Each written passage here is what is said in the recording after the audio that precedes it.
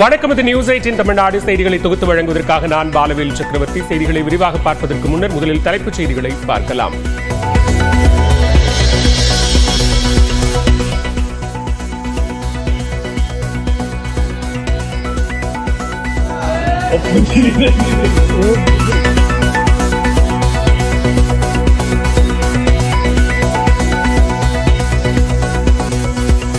முதன்முறையாக S-400 சுதர்சன் சக்ராவை பயன்படுத்திய India Punjab எல்லையில் பாகிஸ்தானின் PL-5E ஏவுகணையை சுட்டு வீழ்த்தியதை உறுதி செய்த மத்திய அரசு.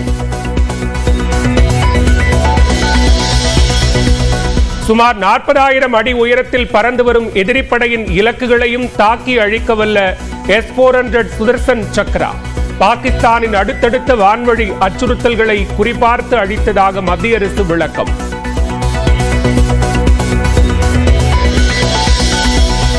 கற்பனை செய்ய முடியாத தாக்குதலை தீவிரவாதிகள் மீது இந்தியா நிகழ்த்தியது. பாகிஸ்தானின் உள்புற பகுதிக்கும் சென்று தீவிரவாத முகாம்கள் தகர்ப்பு என ராஜ்நாத் சிங் பெருமிதம். அதிநவீன உயர் தொழில்நுட்ப ஆயுதங்களை கொண்டு தாக்கப்பட்ட தீவிரவாத முகாம்கள் பொதுமக்கள் பாதிக்காத வகையிலும் குறைந்த அளவிலான சேதத்துடன் துல்லிய தாக்குதல் என ராஜ்நாத் விளக்கம்.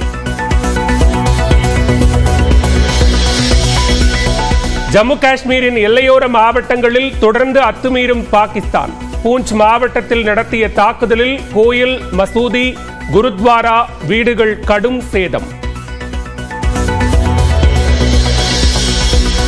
ராஜஸ்தான், பஞ்சாபில் எல்லையோர நகரங்களில் பள்ளிகள் மூடல், பொது நிகழ்ச்சிகளுக்கு கட்டுப்பாடு. எல்லையில் சந்தேகப்படுபவர்களை கண்டதும் சுட உத்தரவு. நள்ளிரவில் தற்கொலை ட்ரோன்களை அனுப்பி இந்திய ரேடார்களை சேதப்படுத்த முயன்ற பாகிஸ்தான். இலக்கை அடைந்ததும் வெடித்து சிதறும் வண்ணம் தயாரிக்கப்பட்ட ட்ரோன்களை இடைமறித்து தடுத்த விமானப்படை.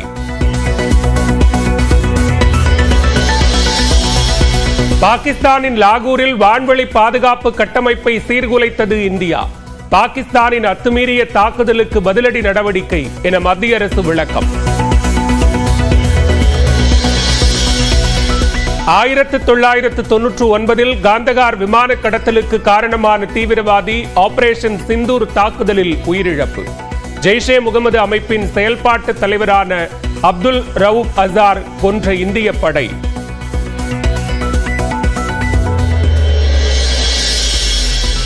பாகிஸ்தானில் இந்தியா நடத்திய ஆபரேஷன் சிந்தூர் தாக்குதலில் 100 தீவிரவாதிகள் கொல்லப்பட்டிருக்கலாம். டெல்லியில் நடத்தப்பட்ட அனைத்துக் கட்சி கூட்டத்தில் பாதுகாப்பு அமைச்சர் ராஜ்நாத் சிங் கூறியதாக தகவல்.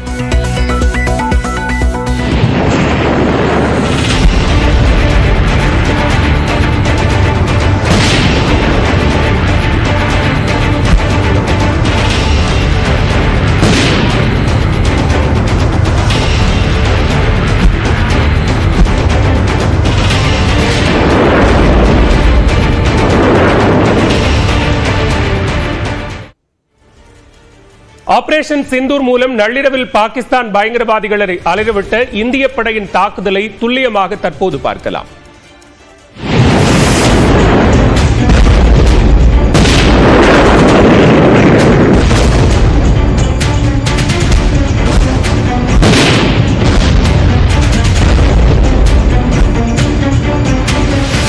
புதன்கிழமை அதிகாலையில் பாகிஸ்தானில் செயல்படும் தீவிரவாதிகளை அலறவிட்ட இந்திய படைகளின் அதிரடி தாக்குதல் தான்.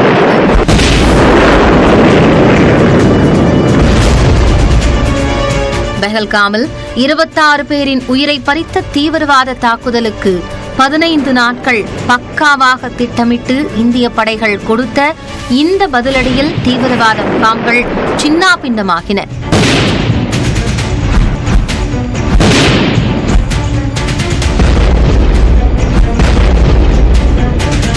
புதன்கிழமை அதிகாலை 1:05 மணிக்கு ஆபரேஷன் சிந்தூர் என்ற பெயரில் பாகிஸ்தான் மற்றும் பாகிஸ்தான் ஆக்கிரமிப்பு காஷ்மீரில் செயல்படும் தீவிரவாத முகாம்கள் மீது தாக்குதலை தொடங்கியது இந்தியா.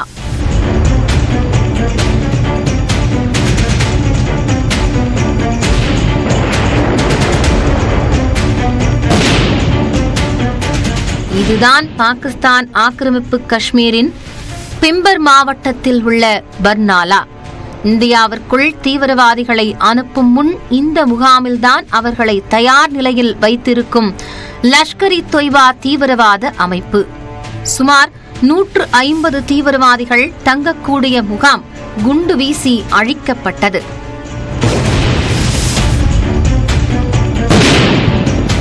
இது பாகிஸ்தான் ஆக்கிரமிப்பு காஷ்மீரில் உள்ள கோட்லியில் ஹிஸ்புல் முஜாஹிதீன் மற்றும் ஜெய்ஷ்-இ-முகமது தீவிரவாத அமைப்புகளின் பயிற்சி மையங்கள் சின்னாபின்னமான காட்சி.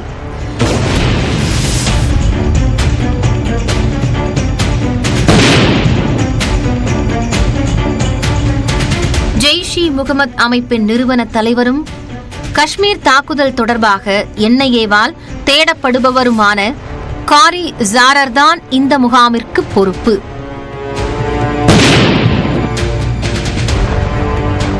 நீங்கள் பார்க்கும் இந்த சர்ஜால் பகுதி இந்திய எல்லையில் இருந்து வெறும் 6 கிலோமீட்டர் தூரத்தில் பாகிஸ்தானிற்குள் இருக்கிறது. பூமிக்கு அடியில் சுரங்கம் தோண்டி இந்திய பகுதிக்குள் தீவிரவாதிகள் நுழைவதற்கான இந்த முக்கியமான பகுதிகளில் இந்திய படைகளின் தாக்குதலில் இருந்து தப்பவில்லை.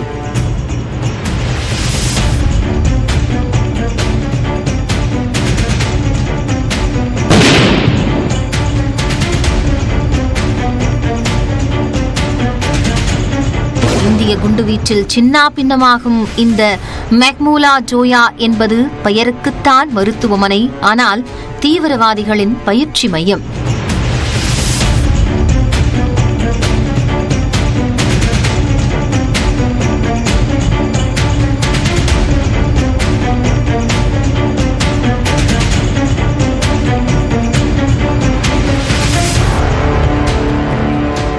லஷ்கர்-இ-தொய்பா 25 ஆண்டுகளாக ஆண்டுக்கு 1000 பேருக்கு பயிற்சி அளிக்கும் இம்மையத்தின் மீது அடுத்தடுத்து 4 முறை இந்திய படைகள் தாக்குதல் நடத்தி அழித்த காட்சி இது.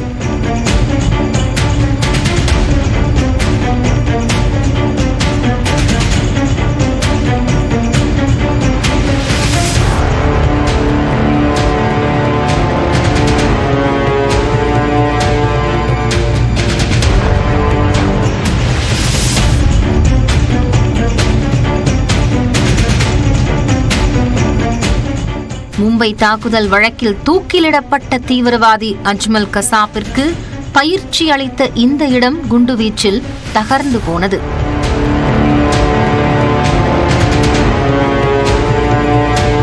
அடுத்த முக்கியமான தீவிரவாத தளம் பஹ்வல்பூரில் உள்ள இந்த பகுதி. இங்கிருக்கும் ஜெய்ஷ்-இ-முகமது தீவிரவாத இயக்கத்தின் தலைவர் மசூத் அசாரின் வீடு இந்திய படைகளின் தாக்குதலில் கடுமையாக சேதமடைந்தது.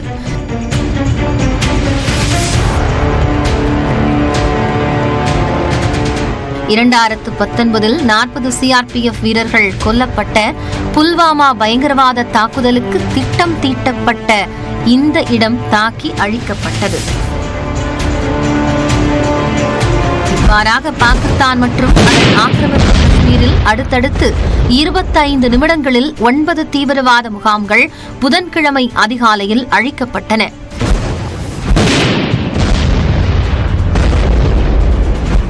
அதே நேரம் பாகிஸ்தானைச் சேர்ந்த பொதுமக்களை குறிவைத்தோ பொருளாதார முக்கியத்துவம் வாய்ந்த இடங்கள் மீதோ அந்நாட்டு ராணுவம் மீதோ எந்த தாக்குதலும் நடத்தப்படவில்லை என ராணுவம் தரப்பில் விளக்கமளிக்கப்பட்டுள்ளது.